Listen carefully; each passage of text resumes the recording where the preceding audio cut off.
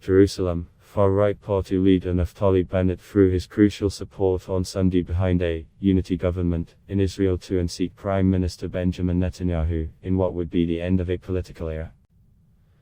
Bennett's decision, which he announced in a televised address, could enable opposition chief Yair Lapid to put together a coalition of right-wing, centrist and leftist parties and hand Netanyahu his first election defeat since 1999.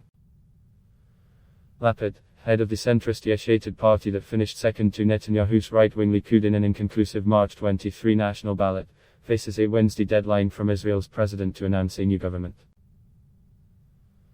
Lapid's chances of success have rested largely with Bennett, a former defense chief and a high-tech millionaire whose Yamina party's 6 seats in the 120-member parliament are enough to give him the status of kingmaker.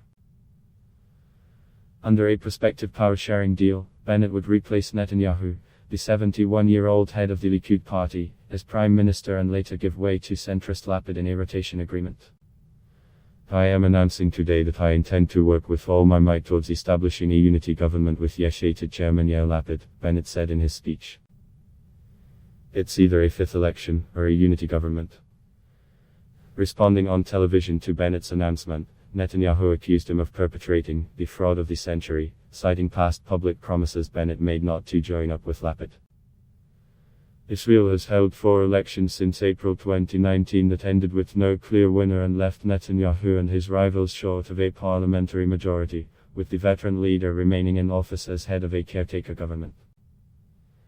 The new prospective coalition's diverse members would have little in common apart from a plan to end the 12-year run of Netanyahu, Israel's longest-serving leader, now on trial over corruption charges that he denies.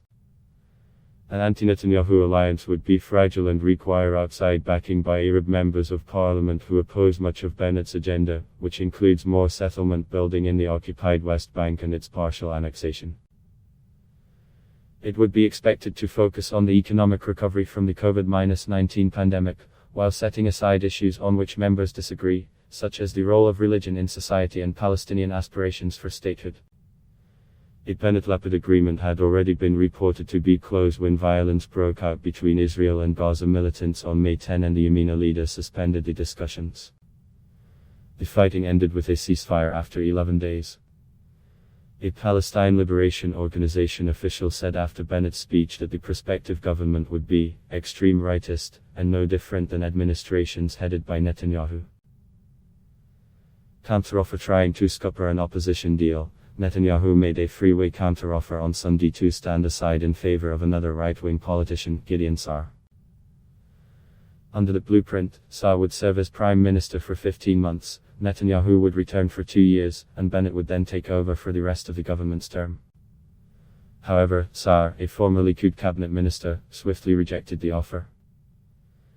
Netanyahu's rivals have cited his corruption case as a main reason why Israel needs a new leader, arguing that he might use a new term to legislate immunity to shield himself.